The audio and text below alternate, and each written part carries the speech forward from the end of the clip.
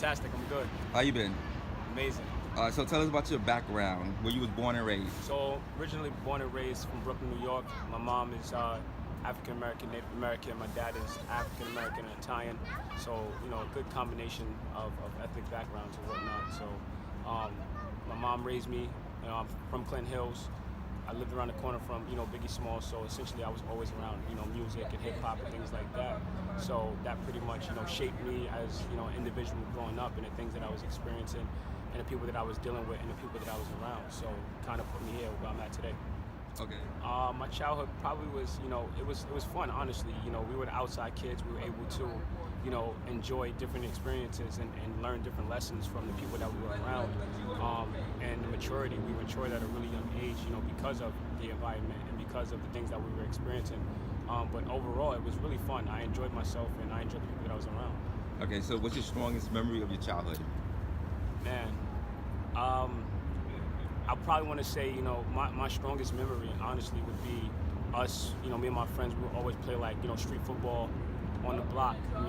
And just get like games going all throughout the day, honestly. That's what we were thinking about. We were thinking about trying to become, NBA players and NFL players. So we were always trying to just execute the craft as much as possible, on a day-to-day basis, especially during the summer. Okay. Kind of like quickly. You ever seen Crooklyn? Crooklyn? Yeah, kind of. Spike Yeah, Lee. almost. Yeah, similar to that. Yep. All right. So, okay, so when did you decide to become a rapper? I think it had to deal with a lot of the people. Mostly the people that I was around. My dad, my cousin. They were really into the music, and as well as where my location. So you had Junior Mafia who lived down the block from me, and so just seeing what they were doing and the things that they were around, and the cars and the loud noises and the music. That was one element, and then to see my dad leaning over on the bed all the time, and he would have like a book out, and he would just keep writing, certain things that I didn't understand, and he would keep, mumbling to himself. And then also my cousin, Latoya Fresco, rather, she was always into, her craft, and that pertained to, writing lyrics and things like that at the time. And I didn't really know what it was. I thought it was just, they were writing things and, just saying what they were writing. I didn't think it was a rap. But I think, at the age of 10, excuse me, when I experienced my first cypher, I was walking down the block from my school, and I had my backpack on, and it was on Downing and Putnam. This is in Bed-Stuy, and it was a cypher being conducted, and I saw it, and I told myself, I was like, man, I wanna actually go over there and see what's going on. Like, I'm interested, and so I went home first because my mother always told me, like, hey, come home first before you go out. So I went home, dropped my bags off. So I go back, I snuck back off the block, and I go, and the cypher is still taking place. And so I see my cousin Fresco there, and stood next to her, and obviously, you hear the melody, you hear the rhythm, you hear the enthusiasm, you hear all these different elements that, contribute to a complete cypher. And so Fresco, sort of like inched me more towards the center where, everybody was actually, rapping. And she pushed me to the point where I was in the center. And once I got there, the eyes were like on me, looking at me like, what's this little kid doing here? And so they was like, what you gonna do? So all the attention is drawn on me, and Fresco was like, go ahead, say something, And I don't know what it was that I said, but the reaction, the overall reaction from everyone that was there, that was listening. And it was funny because everyone was watching. It wasn't like, people were just, rolling dice and drinking on this end, but that was there. You had the alcohol, you had the dice. And mind you, this is like 5 in the afternoon, but everyone was focused. And so I started rapping, and well, I didn't know what I was doing what they were doing, you know what I mean? And the reaction was phenomenal, and that day, changed my life, because it was like whatever I was doing or whatever I was saying contributed to that reaction. And so I said to myself, if this is what I'm gonna get from these people, and they're more mature than I am, and they're my elders, and these are people that I look up to in my community, why not, pursue this thing and really, build on it and figure it out and see where it takes me. So that's essentially how I started rapping, with cypher. Yeah. Father was writing raps. Yeah, now that I translated, it was raps. But before, when I was young and I was watching him, lean over the bed and put lines in a book, I didn't think it was raps. I thought it was just something that he would, it was like probably his diary or something. I didn't think it was an actual rap. I didn't know what was going on. I just knew that he kept saying things to himself. So I was like, okay, that's one incident where I've seen this happen. And again, the cipher, and then Fresco, and then all these little elements contributing to, me saying, I know what that is. And then I took it in my own way, in my own form, and started to really just emulate what they were doing. And then I started to learn about the hip hop culture and hip hop history from the conversations that I was around and from the people that I was around. You start hearing, mostly what I've heard in my area was a lot of Biggie, obviously because I live right on the corner from him, and I knew Junior Mafia. So Big, I heard a lot about Nas, Fab, not too much of Hov until I really got, older into my teenage years and things like that. So yeah. Okay. Did you ever hung around with anybody from Junior Mafia? Yeah, more than one occasion, definitely. Only because, like I said, you had Ray Sean. He lived down the block, and so C's and everybody would come out. My aunt's boyfriend, he was around Junior Mafia all the time, so they would always come in front of my step because my house was like the hangout house. So everybody from Grand Avenue around the corner and from down the block came to my step because of my aunts. So we had like the poppin' block, I want to say. I mean the poppin' house on my block, and so everybody was always around, and so I had no choice but to be around these people. Okay. There's a beanie behind HD. Now it is, as I've grown and as I've matured through the music, and as I've been able to see the effect that the music has on other people, I would consider that HD as a vision for the people and for the future. And that's how I see it now. Before I thought it was just HD high definition, which I didn't think my former manager was going for at the time. He gave me the name of probably around 16. We were sitting in the car, and he was just like, Young HD. And I never thought he was aiming for like a high definition sort of thing, because he never said that. But as I grew, I was like, you know what, let me just take off the young portion of it, because not young forever, but at heart I am. But I was like, let me take the young away and then just leave it HD. And then again, like as I've seen the effect on people, it's more so like a vision and giving people hope when they don't have the light. And I am there to give that clarity or what have you through the music that I'm providing. Okay. Climate of hip hop is not the same as it was now. There's like drill rap, mumble rap, and all type of rap. Yeah. Where do you see yourself fitting? I wouldn't say fitting in more so. I would say standing out rather, only because again, everyone is inspired and everyone is conducting what they want to do and what they feel comfortable with. But all together, it does start to sound similar as far as the track selection, the beat selection, and also the substance. The substance doesn't alternate. Everything does sound pretty similar, and that's why I really couldn't put myself in that category, because I'm not talking about the same things as these guys are talking about. So I want to say my goal is to stand out from the hip hop culture right now as much as possible and branch myself off into doing other things and combining different sounds and things like that. And how long you been rapping so far? So far, I want to, since I was 16. Yeah. So since the age of 16, I was really like into it, like consistently, like really into it. But then I joined the military in 2015 and left last year. So entering the actual music business, I want to say probably about a year and a half, something like that, year and a half. And what made you join the military? It was a challenge that was tossed my way, and I had no other choice but to accept it and go with it. My godfather actually, he would always prior to my joining, he would always school me on just the Marine Corps in general, because I was adamant about joining the Air Force and the Navy rather. And so every night he would be like, hey, well, I know you want to go to this branch, but let me tell you more about the Marine Corps. And so every single night he would drill into me these stories. And one day I said, you know what, I'll accept the challenge. And if you're saying that this is the most challenging branch to enter and to endure, why not? Let me go for it. And so we ended up going to the recruiter station. I met with a Marine recruiter, and I started to watch all these documentaries, watch all these movies, and I was super enthusiastic about it. I was inspired, and I said, let's do it. So let's do it, and it led me to where I'm at today, and the person that I am today, as far as the professionalism and the structure and the poise and the discipline. I think all the characteristic traits that I can you know, relate back to the military and what it has done for me and what it does for others as well. Have you seen any action while you was out there? No, I was working for Marine One, which is a department right underneath the White House. So I was handling more of the administrative aspects of Marine One and the White House and things like that. So it was a good time. Ghetto Sunday. Yeah. Ghetto Sunday. So explain that song to us. It's funny. So I'll tell you a little story about Ghetto Sunday. So initially, I probably recorded it 2 years ago. 2 years ago it was recorded, and this is when I was still in the Marine Corps. I was in Quantico, and my boy at the time, he had a studio, and was in Fredericksburg, Virginia.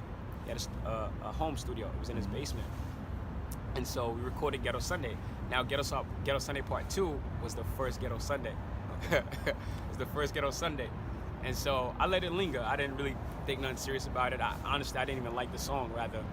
And so I said to myself, let me record it over. So when I got out of the military, I said, I got to find a studio to record this record over. But I had to put it together differently, and I wanted to come at a different angle. And so I took time with the record. I was just listening to what it was saying to me, because you had the minute sample in there that's saying hustle, you know. And so when I was hearing that, I'm thinking like, man, this is someone saying that I am propelling and I am striving for something greater than myself.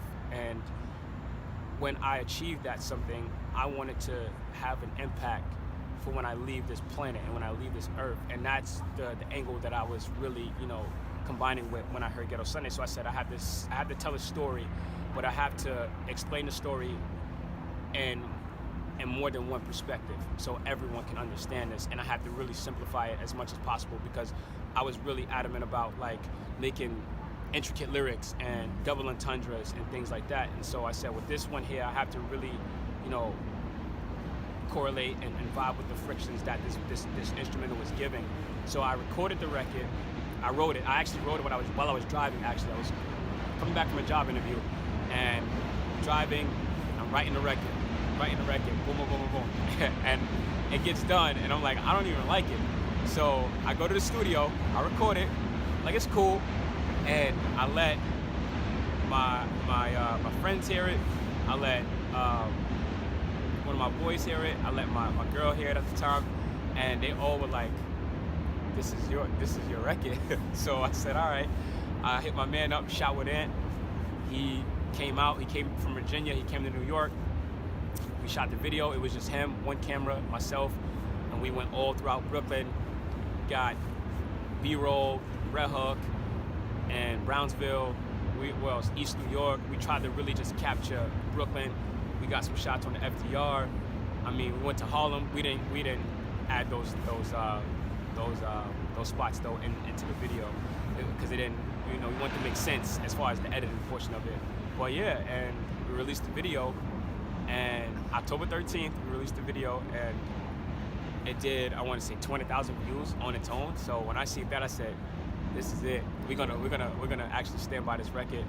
But you know, God is good, and luckily for me, we had at the time the right people to help put the resources into the record to get it to where it's gotten today. You know, 4.9 million views right now, almost 5 on YouTube, and an additional million views on Hip Hop Come Up. And then you have an additional 4.2 million on Shade Room and other websites and other blogs that have taken the record and pushed it to the masses. So, and if you ask me, I don't think the record has reached its full potential.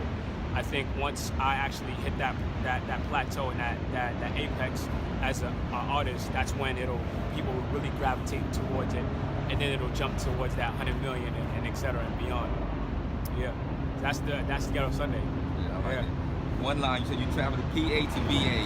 Yeah, so that line was me saying my transition from moving, because I moved from New York to Lancaster, Pennsylvania. And that's where I joined the military from. But I was just saying my transition from moving from PA to VA. It was a transition. I moved from New York, moved to PA, and then from PA I'm going to Virginia. So it's like, man, I'm experiencing different people, different environments, different atmospheres, different lifestyles. And going from, PA, I went to the military, so it was culture. It was a culture shock on each move. So that's what I was saying. I would travel PA to PA, and they always, like when I was in Virginia, they would always use the slang like hip. So that's why I added the line like hip. My ones kept me hip, so I traveled with them. So if you were hip, you understood what the person was saying. If you said I'm hip, or if you were saying something that was authentic, that's hip. It meant more than one term, like more than one term. So that's where they I got the line hip, and that's it. Phenomenal song, and like I said, it definitely hasn't reached its full potential as of yet, but it's gonna reach its peak. It's gonna reach its peak, and for what it's doing so far, I mean, it's got me where I'm at right now. Hate spending money on hoes and who had clothes. Oh man, so I said I hate spending money on hoes that got foes. It was a freestyle. I don't know. I had a little wine in me. It was a freestyle, and when I was in Virginia, I was dealing with the girls that was working inside the clubs. Mm-hmm. So it was like, when you go in these clubs, and for me, I would sit down with these girls and I would get to know them, and then the next week, I would go sit down in the club again and meet somebody else. So I was always meeting women in these clubs, but they all knew each other, and some of them had differences with one another. So it was like that. I hate spending money that got full. You know what I mean? That is, it's unfortunate. Like, what am I gonna get out of this? How girls in VA? Are they better than New York? They're open. They're a lot more open. I mean, it's funny because the girls that I've spoken to out here, they're not really from here. They move here. You know what I'm saying? So it's weird, but for the most part, I mean, they're cool. They're down to earth. They're open. They're fun to talk to. Yeah. Okay, cool. Streets. Yeah. Okay. Niggas never deceive. Yeah. So pretty much saying, where I was from, or where I'm from, you go by certain street values, certain lessons. So there's certain things you do and certain things you don't do. Rules, certain rules, and those rules they translate into codes, because the rules that you're shown and that you're exposed to, you start to live by them, and that becomes a code. So everyday code to live by when you're maneuvering through the neighborhoods, or if you're around certain people, certain things you don't say. If you've seen something happen, you don't say, hey, this is what this guy is doing, to survive and to provide for his family. Street code, that we never deceive. Or loyalty. Loyalty is really, a key element where I was raised at as well, and that's something that we stood by, and that's another code. You know what I mean? Loyalty. So basic survival elements that translates into codes and rules and things like that. Yeah. All right. Yeah. So loyalty mean a lot. Yeah. Absolutely. Okay. Sin part 2. Yeah. I never tell my right hand what my left hand is doing. Oh, that's what song is that? Born by the Nick, I'm a Patrick Ewing, no St. Nicholas in my world's Christmas, but I rap like it. Yeah. So that was whose record was that? I think it was Dipset, Joel Santana. I think it was one of his songs, and I heard the beat, and it was funny. I woke up 5 a.m, and I was listening to the instrumental, and I woke up. It was 5 a.m, and for some reason I was like something touched me, and I was just super inspired to write the verse. But it was more so like I was feeling like regal in a sense. I was feeling regal. I was feeling heavenly, and what I was saying in the record, it came out naturally. Like I didn't really write it. I was just mumbling that song, and it just came out to where it's at right now. And so I called Noah, my engineer at the time, and I said, bro, I got to get in the studio and I got to record this. Like, this is fresh in my mind. You know what I mean? And so that's where that came from. It wasn't really a real thought process on behalf of that record. It was more so the spirits and the energies that I was feeling at the time that touched me and said, you have to say this, and this is what you should feel like, and this is what people should look at you as. And I was feeling heavenly. I was feeling regal. I was feeling godlike in a sense, with that song. And that's how that happened. Yeah, it's pretty simple how my my music comes about. All right. line that said, you have two and a half gods inside of you. Right. So that's what I'm saying. Going back to feeling heavenly, feeling regal, feeling godlike, you feel good. And when you feel that way, it's always good to write. You know, because that confidence comes out, and whatever it is that you want to say, you'll say it, and whatever it is that's inspiring you to say that, you'll go ahead and regurgitate it. And that's exactly what I was saying in that song, was coming from whatever is out there that energetically connected to all of us. But again, we all have, you know, a God inside of us. I truly believe that, you know what I mean? And we contribute to the universe as one. So that's why. Where did the half come from? The half, 2.5. 2.5, so 2.5 men. From Charlie Sheen and what's his name? But 2.5 gods inside of me. So I'm saying, like, there's two mature adults inside of me, right? There's and gods. So you have the God, and then you have your God. So that's two. But also there's a youth inside of me as well. There's a kid. There's an adolescent in all of us. And pretty much, I was just saying that these are the sources that help me, you know, propel and, you know, become my inner person and my outside person on the exterior. Yeah. Drink, you smoke? I drink, you know, here and there. You know, I like drink? to have wine, and, you know, depends on the occasion. Depends on, like, it's all about the friction. It's all about the energy, how you feel. It's, you know, it's a day like this, you're gonna have some wine. You know what I mean? Well, All it's a celebratory moment. You'll have a shot. The song, Not Hold. Yeah. Wow. So that's a big comparison. Yeah, it's a great comparison if you ask me. I mean, who doesn't want to be compared to, you know, one of the greatest of all time? But it's about what are you comparing, and you also want to separate yourself. And that song was, you know, conducted for me to say that's not me. However, thank you. And I also included the Kobe's interview, because as we all know, Kobe was compared to Jordan very, very frequently, and it was an amazing thing. Kobe took it as fuel, and that's how I take it. I take it as fuel, because again, it separates you, because not everyone has the ability to be compared to somebody that is great, rather.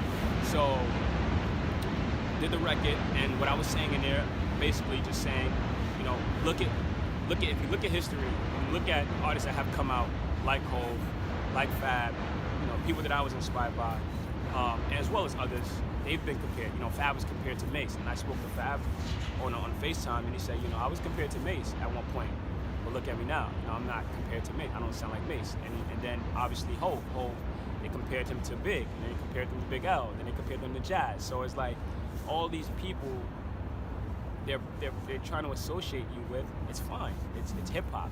Everybody, you know, studies somebody to become that somebody, you know, and become themselves. But the thing is, what you want is you want to study the greats to become better and be better, because again, they're giving you the torch, they're giving you the light. So you want to take that and run with it and create your own identity and your own self and your own craft. And so, but directly, as far as, you know, not Hov, was just saying that's not me, because a lot of people may get it misconstrued, like that's your dad, this and that. So it's like, that's not me. Do I think it Do was you see the gonna have? comparison? What's up? Do you see like the comparison? Yeah, I see the comparison, and it's fine. But I also think, like, if I didn't do that record, it wouldn't have made no difference, because at the end of the day, I could say I'm not Hov, or I'm not Big L, or I'm not whoever you compare me to, or I'm not Papoose. I get that as well. Like, I'm not these guys. But at the end of the day, you know, in order for me to prove myself, I have to be consistent. I can say I'm going to be great, and you can compare me to Hov all day, but it's like, you have nothing to show for. If you're not serious about your craft, you don't have good music, you don't have critical acclaimed albums, if you don't have these things, then what are you? If you're not here 20 plus years, then what are you? Who are you? You're just a gimmick.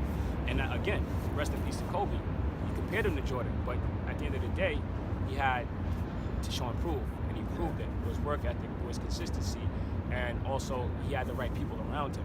And so all of these things are extremely vital to me, as far as, you know, the next few things that I do within the culture, within the business of music. You know what I mean? So, but as far as the comparisons, amazing. You know what I mean? That's phenomenal. But at the end of the day, there's gonna come a point where you're gonna say, that's HD, and I'm gonna ensure that, and that's what we're trying to ensure. We're not trying, but what we're going to, and what we have ensured. That's not me. This is me. Thank you for the comparisons. I appreciate it. Compliment. At the end of the day, we're different people, and I'm myself, and expect a lot of good things for sure. Do you get tired of it? No, absolutely not. It's nothing to get tired of. It's only people not understanding what they don't know.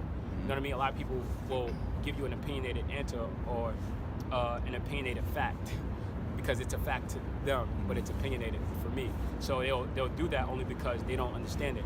So a lot of times you don't like what you don't understand. Most of the time, and so you have to give people. You have to forgive them, and you have to give them time to learn you and be around you and understand you, because I know that once you're around me, and once you're in my room, and once you really get to know me as a person, this guy is not him. He's not trying to be like him. He's himself. It's just we have certain similarities. I may remind you of him, but at the end of the day, me and him are two different people. We wake up on two different parts of the earth. Two different parts of the earth and the planet and things like that. So two different people. So you think, with the comparison, you think people probably overshadow your lyrics, your wordplay, because you think that every song you drop, they'll be like, oh wow, Hov wouldn't say this, or Hov wouldn't do that. You think it'll go to that extreme? No, I don't think it overshadows. I think it actually draws them in, rather. But again, the idea is not to have that reaction all the time. But if that's the reaction that they have, then again, you have to give people time to adjust and learn, because everybody gets compared at some point in time throughout their entire career. I mean, not just rappers, but also singer. You have Anita Baker and Toni Braxton. They may sound similar, but at the end of the day, they're two different people. But Toni Braxton still sold millions of records. You know what I mean? It doesn't matter. It's all about the quality of the music and how it resonates with people, and it's all about the craft at the end of the day. And I think that's the most important thing. So do I think we're gonna overshadow? No, because if they have, then I wouldn't have got this far where I'm at right now. You know what I mean? It's been a success. Yeah. All right. So now let's switch gears. So how do you feel about the current political / social movement going on? Well, I mean, I'm not a political individual, honestly.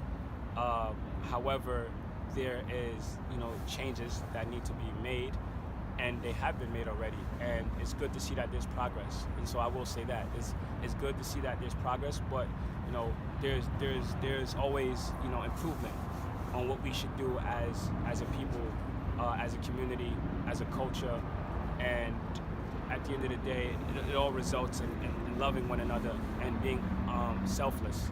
I think that's the most important thing. It's not about the politics, about the people. And once we find that love within ourselves and we love one another and we X out the politics, we'll always move forward. Yeah, that's the most important. So, what's your top 5 favorite artists of all time? Who? The top 5 favorite artists of all time. Artists? Top 5? Top 5. So, Michael, Prince, Sade, Marvin, and Madonna. Top 5 artists. Yeah, artists. Artist-wise, like music artists. Now we're talking MCs. Yeah. Big L. Hov go first. It's my all-time inspiration. So Hov go first. Big L. Biggie. Man. Top 5. Ooh, that's so difficult. Ugh. Gotta put Eve in there. Gotta put Eve in there. Okay. Man, I gotta say M. Top 5. Why did you put Eve in there? Because I feel like